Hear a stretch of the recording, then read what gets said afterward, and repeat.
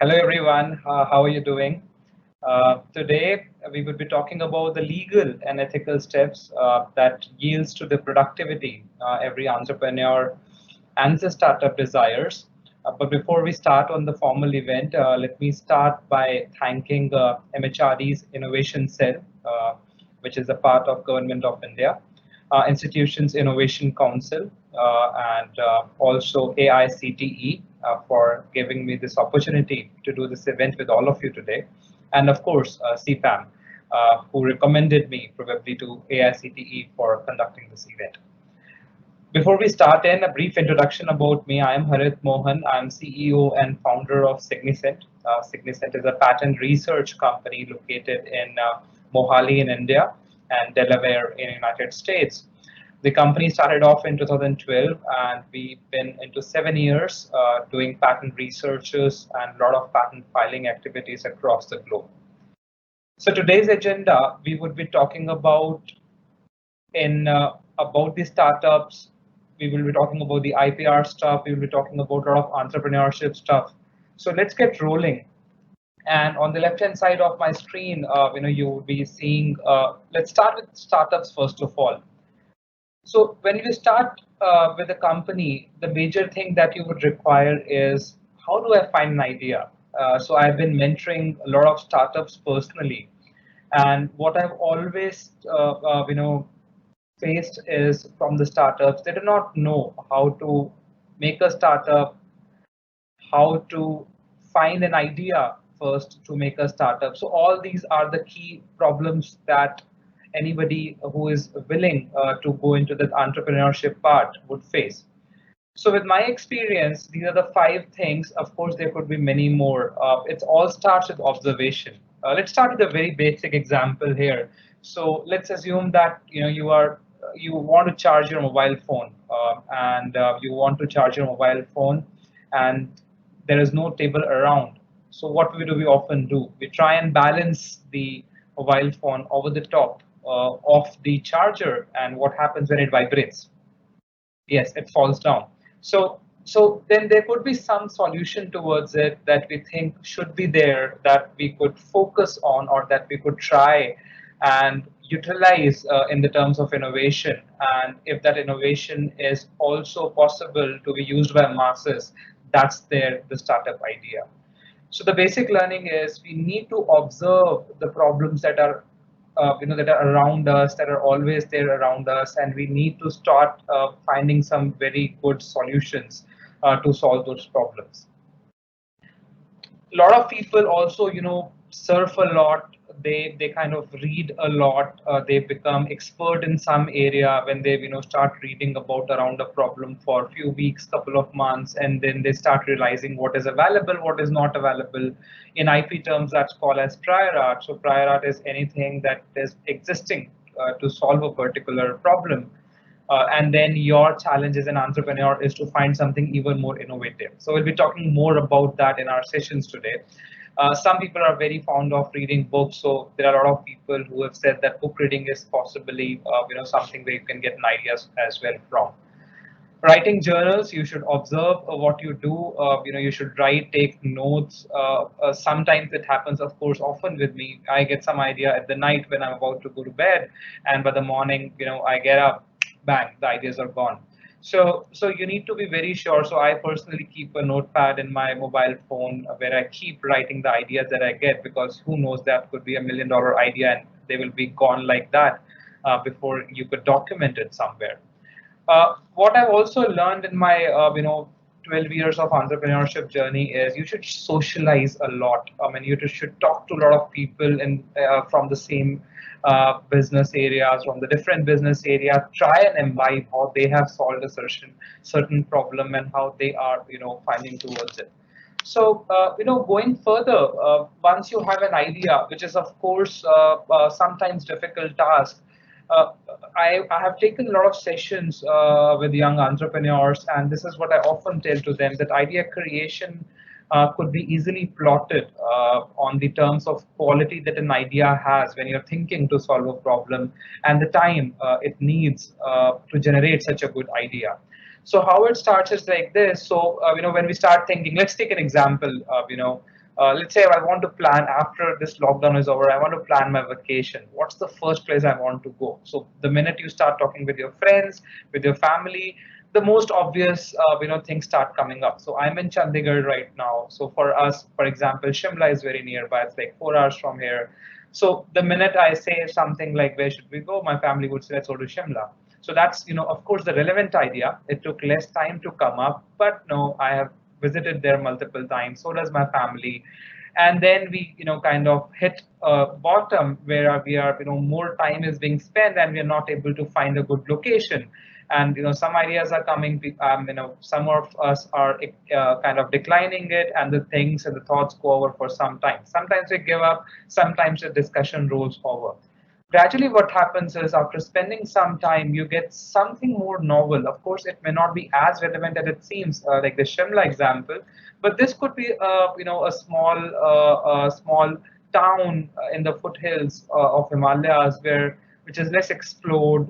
It's more novel to go there, and it took us time basically to decipher or to reach that idea. This happens in every ideation stage to be often. So the important thing you should learn from here is give time. Take some time when you are solving a particular problem. Get via this curve and get something very novel out of it. On the right hand side of the screen, what you would see here is that some of the ideas needs time to diffuse. Again, let's understand this with the help of an example. Remember the time when e-commerce started, maybe 7-8 years back. How many of us are actually confident that we could go to the Flipkart or Amazon and start buying stuff? To be very honest, people were very afraid. Would we get genuine products or not? Would that yield value for my money? Would I get something totally fake? Will they take my money? They will not deliver with the product, and all those stuff and all those fear was there in somebody's mind. Now, what happens was, imagine that you were in a class, a group of friends and family. There were, of course, a couple of people who always take that initial risk. So these are the people, we call as innovators. These are the people who stand in queue when the new iPhone launched. They stand over the whole night to grab their first iPhone. They're the risk takers. They're the innovators who want to rely on a product without the market getting tested. So for any startup, any entrepreneur to get this is a challenge. And then comes the next 13.5% of the population, which we call as early adopters. So when the e-commerce industry grown, what happened was there were people, let's assume we were in a class of 50 people. After the first 3-4 have done it, then comes the next 5-7 people who were the early adopters of the technology. They saw the first 2 people, were very happy, they got good discounts, they were not cheated, and they jumped in. They also started using e-commerce. Then when 5-7-8 people have in the class have done, 20 jumps, 25 people jump in from the whole class. And that's like saying that about half of my class is using e-commerce, and it of course took a few years before a lot of people relied over it. And then when everybody saw that 50% of people around me are buying it, the late majority jumped in. And then there are of course people who never ever go to e-commerce, and they are the laggards.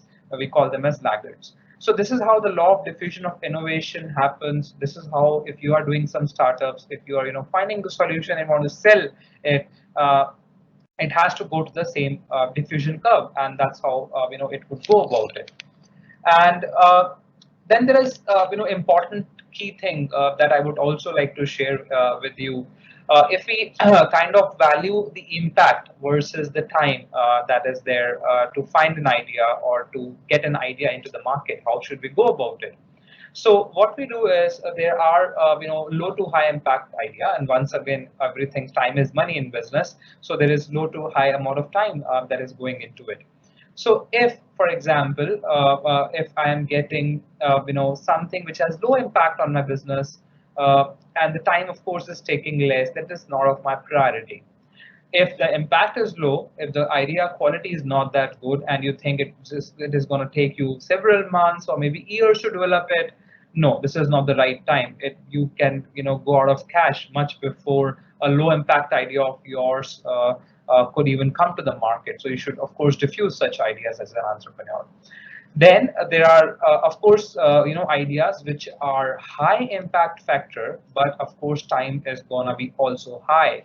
So they are very good for long term because, of course, the impact that they could leave to the market is good. So you should never ignore them. But then, as a startup, as an entrepreneur, you want to first roll out something that you could start generating revenue with, or you can start paying back your investors with, or you start paying salaries to your employees. And then these are the ideas you should definitely work at. Next thing that you should also realize is that the very good ideas are the one which is less time consuming, and of course they have high impact. These are the ideas that we should always go for. So whenever now you're ideating next, when you are creating some innovation, when you're thinking from some idea, that's the metrics that you need to keep in mind. Now, once the ideation phase has been over, of course, you need to talk to a lot of people. You need to do a lot of maths and R&D to see if it is market-wise feasible or not. We assume once you reach to that phase, then comes the legal aspects of any startups. And with legal, because I come from an intellectual property rights background, we specialize in patents. So I would say IPR is something very important that any startup, any entrepreneur should definitely care about. So the next few minutes we'll be spending upon understanding very quickly IP at a glance. So then there are patents, there are trademarks, there are copyrights, there are geographical indication, and there are industrial designs. Patents are something which are given for what we call as solutions towards a problem. In Hindi, we can call as jugaad.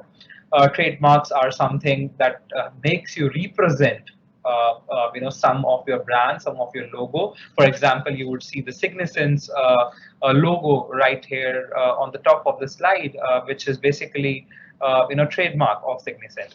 And then there is copyright. So for example, the presentation that I'm giving you right now is a content that I have written or we have created, and thus it's a copyright material, and nobody could use it as such.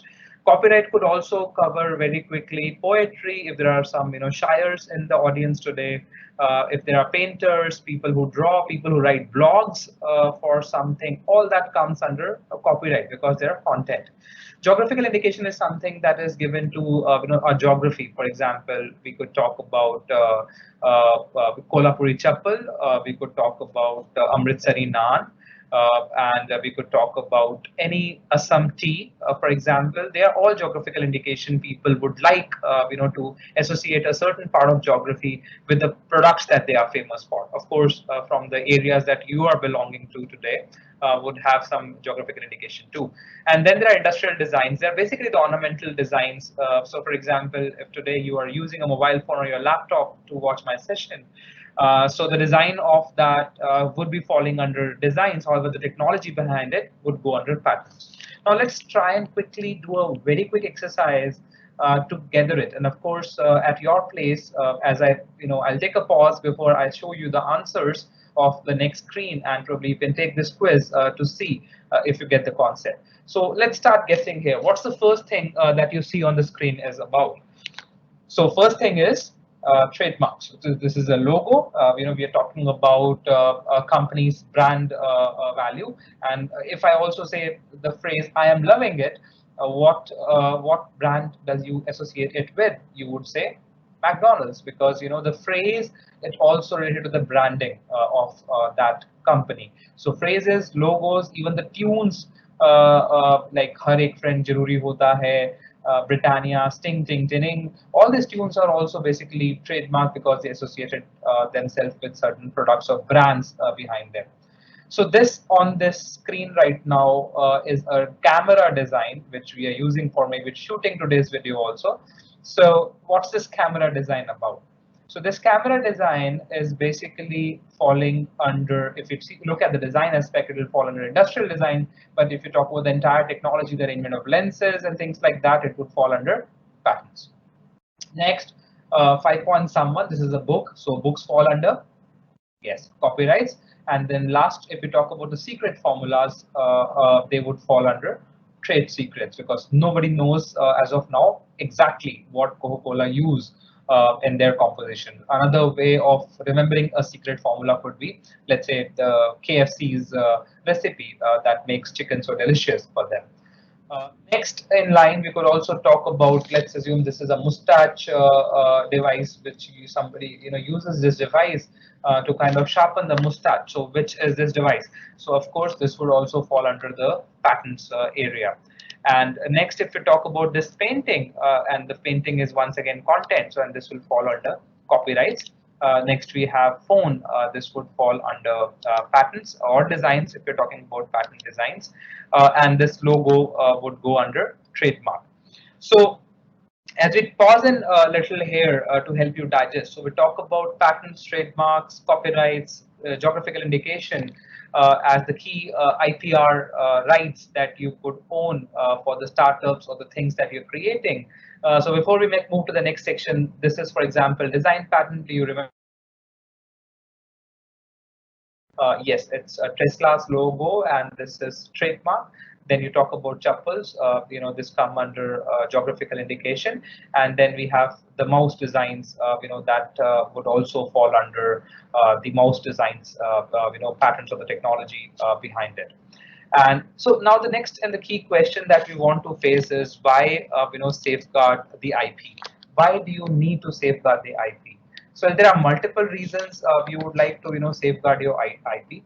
The first reason is, it helps you commercialize, because if you have a patent in place, what you could do is you could, of course, make sure nobody's going to copy it for at least the period of patent life that is generally 20 years, and people could ask the license for it. So, for example, I was reached by a junior of mine from college time. They are generating some COVID masks these days, and they had a very basic question that every startup today has. Now they have the technology, they could think over it, but they do not have the mass production rights. They cannot have the mass production capabilities, rather. So if you do not have the capabilities, the best way people do it is they take it, the patent license, to some other big company. They get the royalty. They get 5 to 10% of the share of every product that is sold in the market. Or you could do a voluminous deal of the licensing on an annual basis. You get the money no matter what happens, irrespective of the sales, and you get happy. So patents start making you, commercializing the stuff. If it is trademark, of course, there are a lot of common trademarks. People get into crux with it, tucks with it. Like, I have my trademark, a company B is copying my trademark. Imagine, today Uber's, which is now known for mobility in our cities. There is another tuber that is created, and then, of course, it will yield to confusion, and Uber will not like it. So it's very important that you should safeguard IP before you start launching enormously into the market, and you need to protect your innovation in the right form of IPR legally. It also, of course, help you in recognition and rewards. A lot of colleges, a lot of universities today relates promotions, appraisals, salary hikes in the terms of patents. So that's also coming up. There are taxation advantage. A lot of governments give you if you are owner of a patent. And of course, it helps you build a brand. Now imagine your startup has 15, 20, 30 patents. Of course, it will help you a lot in your branding activity. So for all these reasons, it's very important that you should safeguard your IP. So how does it all work? So the first thing is we need to validate idea and file a patent thereafter. By validation of idea, what I mean is you need to kind of do a quality check on the idea that you have. Now this could be done on Google searches if you do not want to hire a professional agency like us. You could, what I would suggest is start using Google Patents rather than Google alone. Start using European Patent Office. Start using something known as Patent Lens. So that's where the lot of technology documents you would find. So it's like validating your innovation that there is no prior art. Something backdated does not exist when you are going for the filing of your technology, of your patent. So that's the validation step. We call it as a patentability analysis. So of course, companies like us do such stuff a lot. And then once the validation of ideas happen, you go to patent filing. These days in Indian Patent Office, it's easy to get e-filing done. You can just log on to the Patent Office website, make the necessary forms that are there, and go ahead and file the patents. The pricing is very simple. They generally, price for the startups much less as compared to the bigger organization, that is there.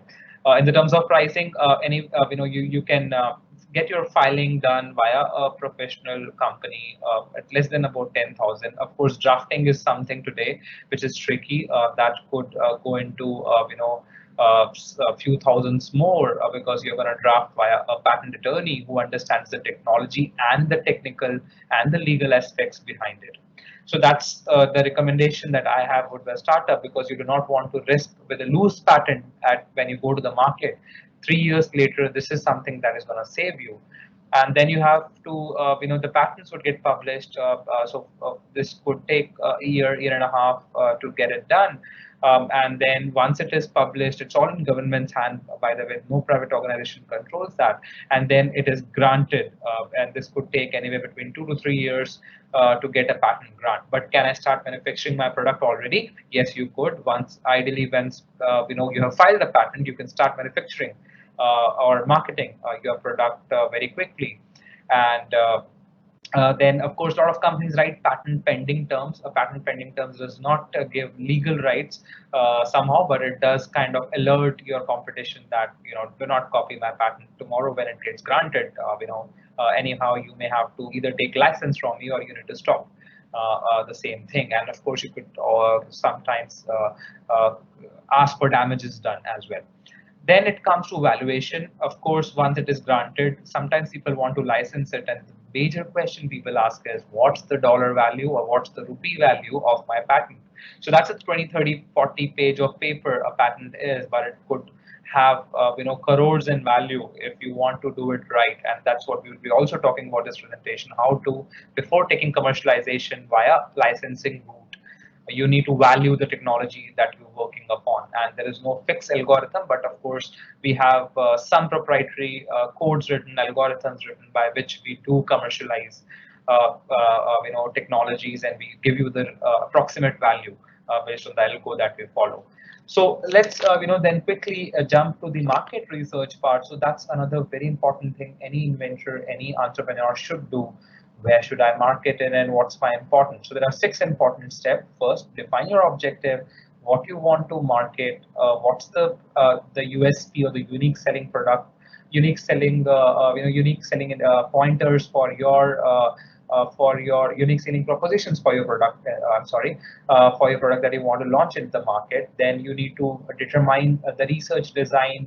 Then you would be, of course, making a research instrument that how you want to do with it. You need to do some lot of market surveys, get your product tested, get those early feedbacks done. All that data is very important.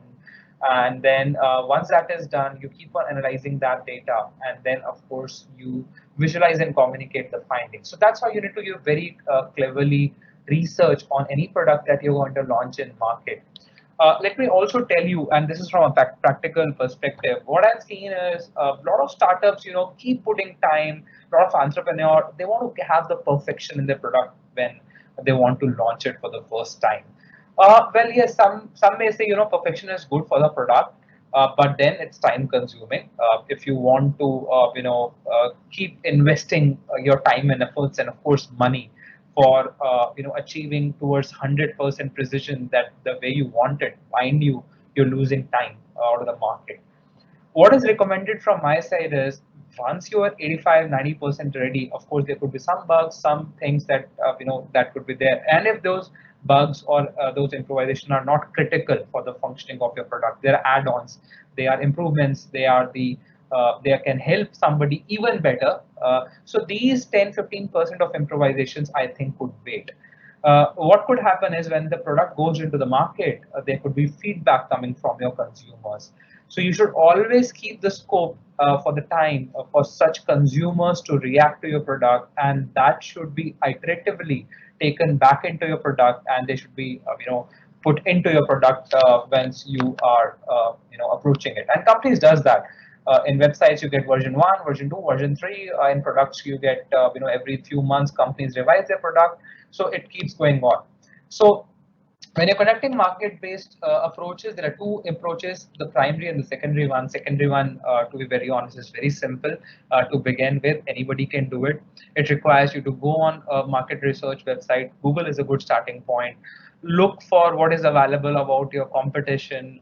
You could find some key peoples in the area, see how they're predicting the market, see what forecasting are they doing for the similar product. So that's something, searching with whatever is available in the market. So that's how you could do a lot of secondary approach based research. You could look for profit loss statements. You could read through journal magazines, and you can go about it. Primary research is more critical. Primary research is basically collecting the survey data from the actual people who wants it, and they are like, that's why it is called primary. You want to interview somebody.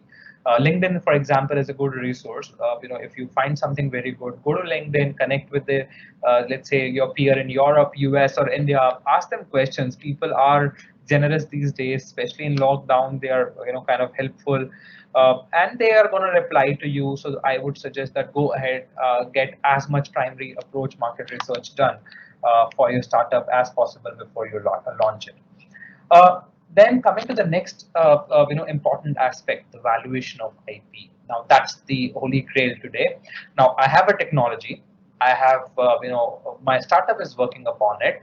I am getting in big order, and I do not have the manufacturing capability, money, or labor to kind of produce it. What should I do? Should I decline the order? No. What you need to do is probably get the right value of your IP done, and this will require several parameters and often requires an expert to do it for you. And once you have the IP value, you could get it. And you could have the license value that you could negotiate on the table with your prospect. Some people also use IP value. Now, I'm sure today a lot of startups already there, or in future would be going to their investors. They would say, give us X amounts, X dollars for my startup. And a lot of companies or investor firms ask you to value your IP. So that's what people in US does a lot. Signicent has been doing it day in and out for a lot of startups to value the IP, so that they can put it in their balance sheet, they can show it to their investors, and so on. Next, if there is some damage happen, you're at a advanced stage, and let's say if somebody copied your product, now how much you should sue your competitor of, you again need valuation. It is sometimes important, to calculate the future that would be there, the demand and supply dynamics.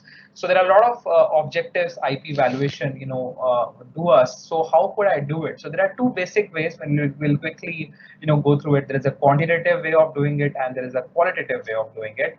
Now, quantitative way is, of course, as the word suggests, is putting a dollar or a euro or a rupee value to your technology.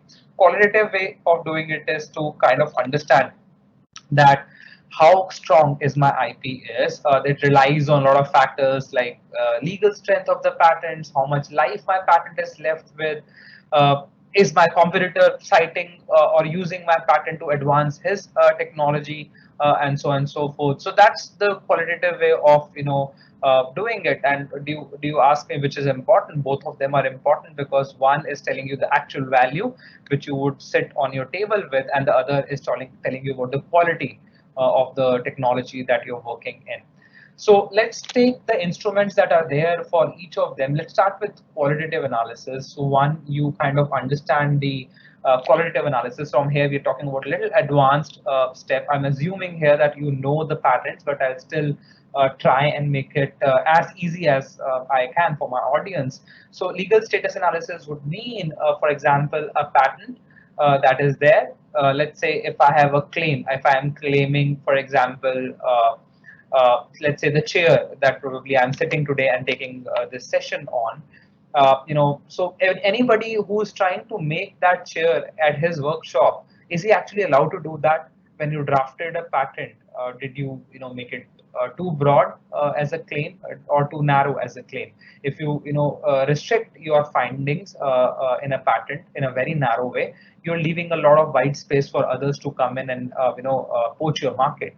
But if you're going too broad with your technology protection, the examiner who is gonna grant your patent could ask you to cancel those broad claims. So the right way is I need to understand the legal breadth or the legal broadness of the claim. It should neither be too broad nor be too less. So that's again requires something of an expertise to do it. But yes, that's something you should talk about when you are going for patent terms.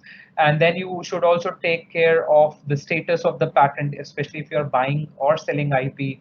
Now, if there is 20 years is the lifetime of a patent. If it's already 18 years, you won't be able to get much money for the last 2 years. But yes, if the technology is upcoming, let's say if you had certain good patents in artificial intelligence today, and the future is coming, your patent is just 5 years old, tested the market. Yes, you have a bigger quality and bigger market to address that. So these are some of the terms that legal status would cover at. So if you see this table very quickly, now this is the European and the Korean and Great Britain or the US patents. These are the title of those patents, and you would see we have marked the live patents, which means that they are yet in force, and of course they have more legal value as compared to the patents which are dead or lapsed in the table. So that's how you could do your legal analysis when you are into patent industry. Next, you need to understand the technology and market coverage. Like, how do I want to license, my technology? Is it a unique technology, or could the same thing be done by alternative technologies? Have I done sufficient testing? Does it require a lot of skills to, make it? You require some MITs or IITNs, or some very good, highly skilled labor to make it. Then of course it's become very technology savvy project, and you need to find your resources and value accordingly. Could you see there are already infringing products? Infringing means that there are some copycats available for the technology that you own or the patent that you own. So all that comes under qualitative way of analyzing a technology. Then you could also look for a lot of bibliographic factors like number of claims it has. Now, very quickly, number of independent claims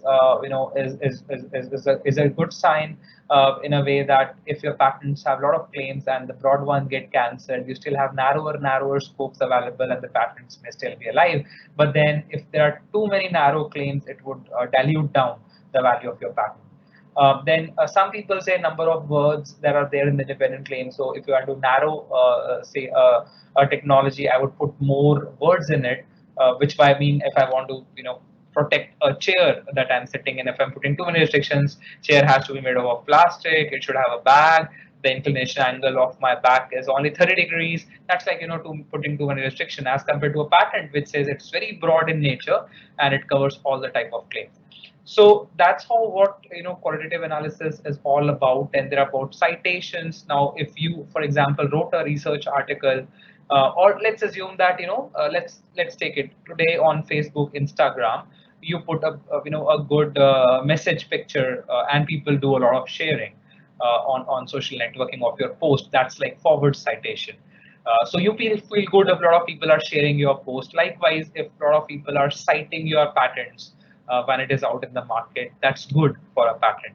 Backward citations, for example, is sometimes considered negative of that. For example, when you are making your Instagram story, you took bits and pieces from 4 or 5 places, then consolidated that into a single post. It means you use a lot of backward citations, backward posts to make your post. So does go for technology. You cannot rely on a lot of background technology, because then some people think it's not novel. You're doing a plus B plus C plus D kind of thing to make your E, which is then less innovative, right? So with this slide, this is kind of a ranking, the spider web chart wherein, we rank a patent, we score a patent. For example, there are 6 factors.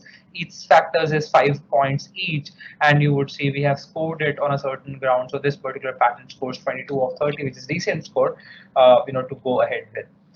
Then there is a quantitative way of analyzing the market research methods. So market research methods are you just do not want to know by some mathematics. You're not having well equipped resources who could actually value the technology very clearly. So what do you do first? You kind of go hit the Google and see what exactly my competitors in the same area have done in past. So you get an Your phone's in idea. airplane mode, so I can't help you with that at the moment. You can get an idea, for example, there that market-based page research reports are gonna have my competition's a value in it. Similar deals have happened in the past. If you can find it on Google, you'll get an idea ki agar that person sold it for 1 crore, my technology could also go for around 75 lakhs to 1.25 crores. So it's kind of comparison thing. So this is chart that you will see on your screen right now is an example there that say a deal happened in OI and Toyota, and that's how the $1 million value that these deals happened in. So I can do a comparison and I can understand the market. The next method that you do to value an IP is cost-based method. Now, cost-based method is, for example, today I have a product and I want to create a replica of it. So if I, being your competitor, want to copy your product, how much investment I need to do in the terms of replicating your product. So that's the cost-based method. Of course, nobody's going to replicate it, but that's the way, step-by-step way of thinking it to calculate the cost price of making something similar. Then the other way is a replacement cost. So that the first one, when I asked for copycat, was to make a reproduction cost. Replacement cost is if I need to phase out your product from the market. What money do I need to kill your product totally from the market? That's the replacement cost method. So when you can calculate these kind of methods, you could also value the technology or value the IP that you're working on. What we often work is on income based method, and this is what so Signicent, for example, uses cost based, market based, income based method to all three approaches to get to a value, and that can be averaged out. But income based is something that is tricky. You need to have a lot of mathematical background, and you should know some of the very important factors like royalty rates. Now, for example, if I have a patent related to medicine, the royalty rate could be entirely different from the royalty rate of a patent, let's say, if I have it in the area of softwares. Likewise, a coffee machine royalty rate could be different from a technology in toothpaste industry. So it's very important for somebody using income-based method to have the royalty rate. Generally, it varies between 5 to 10% of the entire deal volume. That's what you could seek if you do not have any clue about the royalty rates. So I would suggest bargain somewhere between 5 to 10% for the royalty rates if you're going to license out your technology. And when it comes to technology licensing, there are a lot of them. So, for example, you have exclusive and non-exclusive licenses, wherein exclusive licenses would mean I have a patented technology, and I want to just exclusively give it to, let's say Mahindra and Mahindra. But am I open, for example, to license that technology to Maruti, Hyundai, or Tata? I don't know that. So if you go for one company as your partner to license out, that becomes an exclusive license. While if you target multiple such companies to take advantage of the technology, it goes under the non-exclusive license.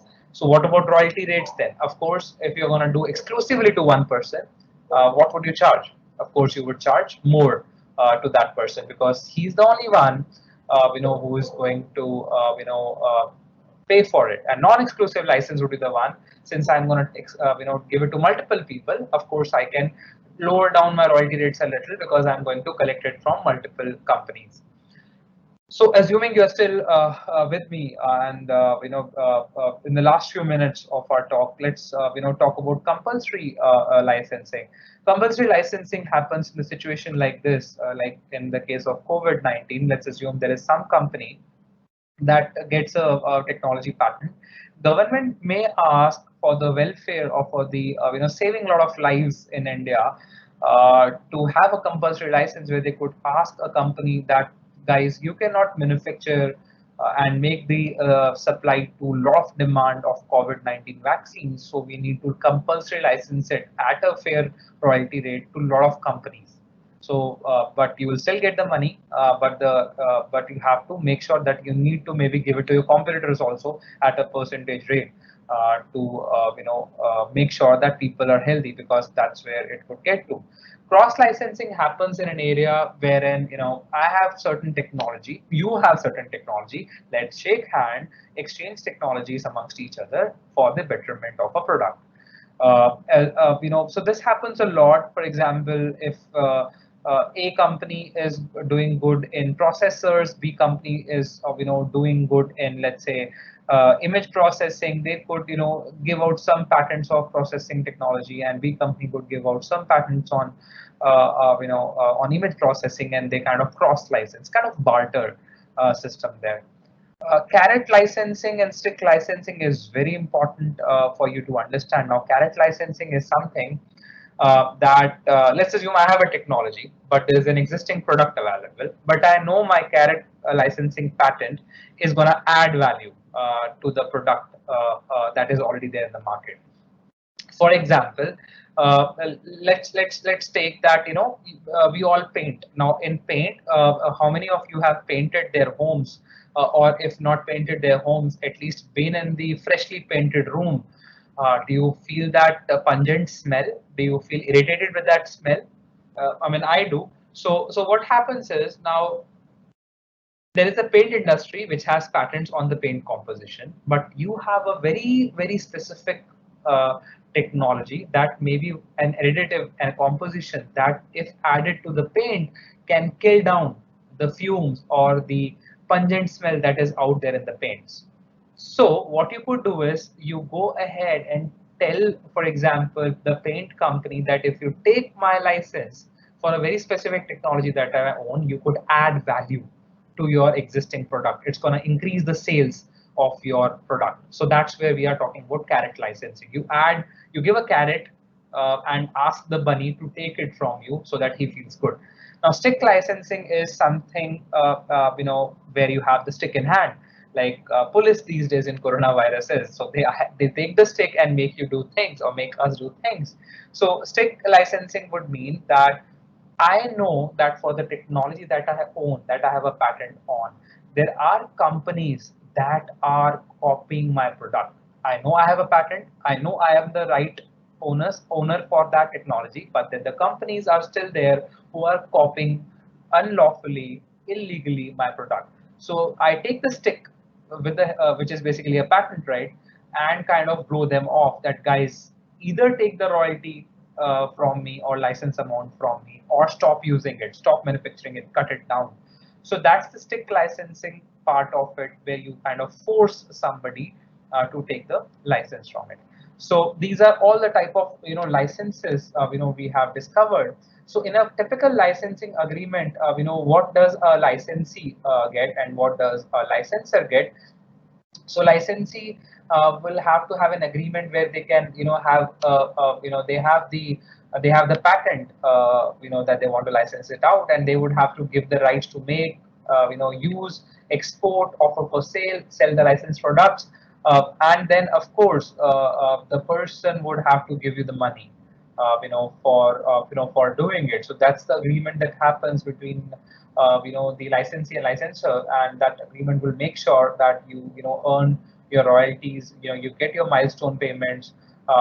As a licensor, you get the fees and royalties, and the licensee will get all the rights that otherwise a patent owner would have in exchange of money. So, then let's talk about some of the important components before we, try and sum up.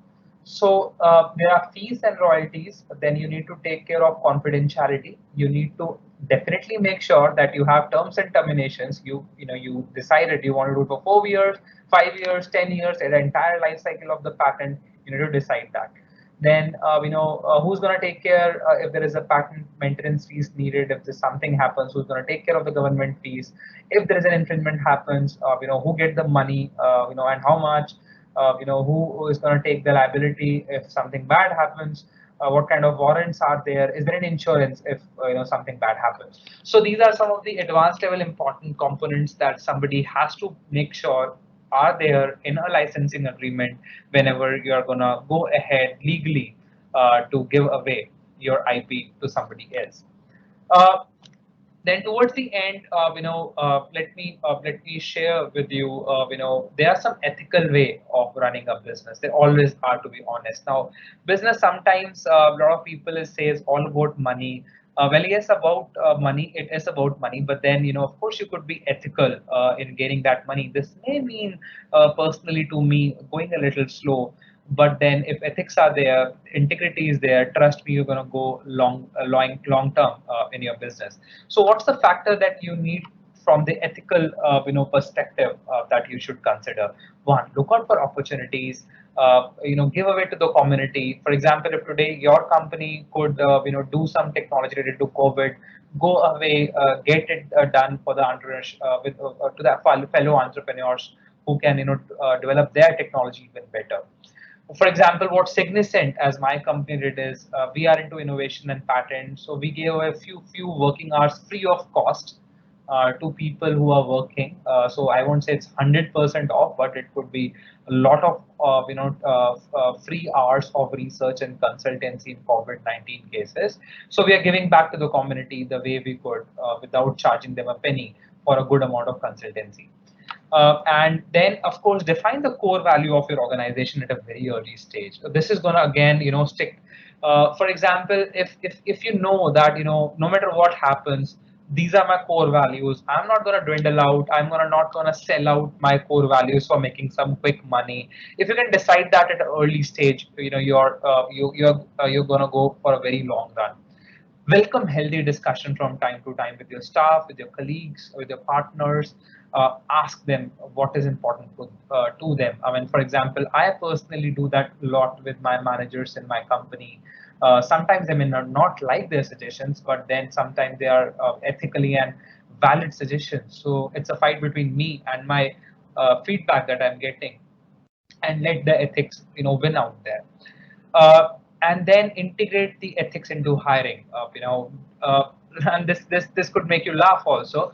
A lot of people, I remember there were some companies when we were very small in size. Of course, we were not able to offer money, to the big competition that we had 5 6 years back.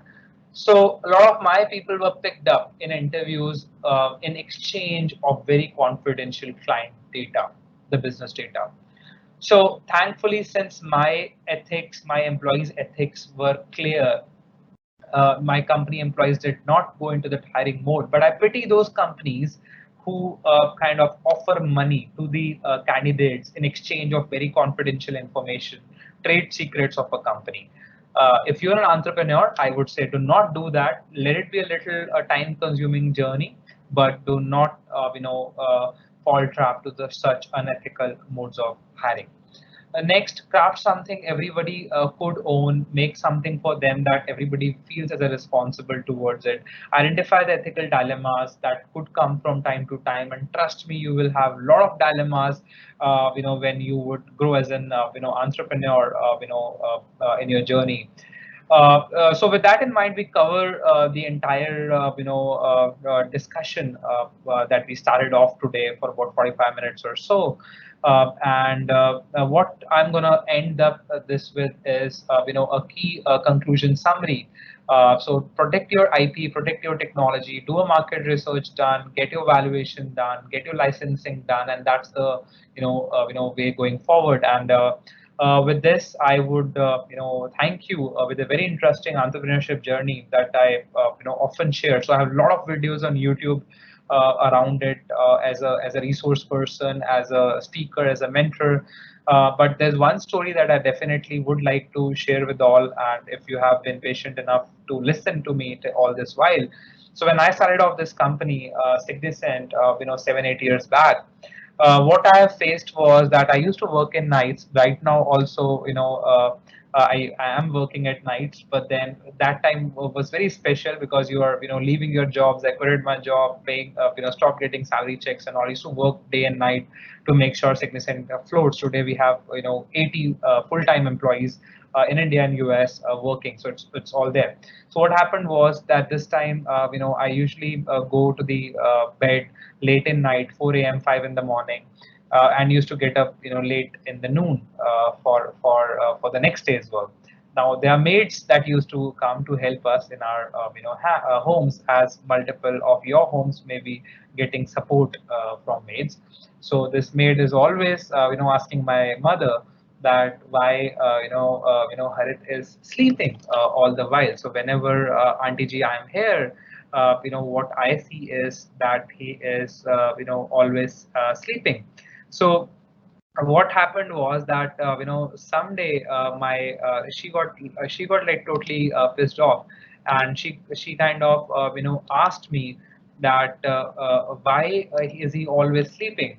And you won't believe what happened was that she got into panic mode. And what happened was after a few weeks I had a very important client call that was to happen late in the night. And what happened was I did the other way around.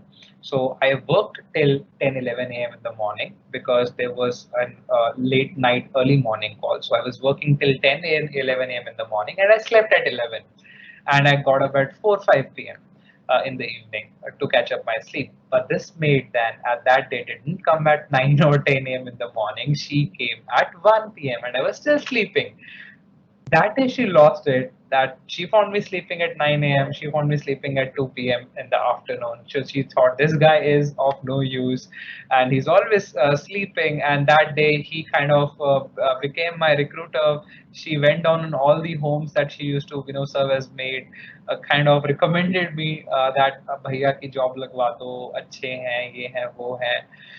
And today here I am, in front of all of you, addressing everybody and getting a fortune to discuss my stories with you. So, I would suggest that keep patience, stay ethical, follow the right legal pathway, do not give up, get the perseverance. That's a success that you would have to follow for becoming, a good startup. With that in mind, thank you so much, everybody, for liking this video. And I hope if you want to listen more from me, if you want to stay connected, go to LinkedIn, find myself as Harit Mohan, and we can be connected. If you have some more questions that are not answered today, I will love to answer them on the LinkedIn page or our Signicent's LinkedIn page of our company. Thank you so much. Stay safe, stay home as much as you can. Follow the government instruction. Take care. Goodbye. Good night.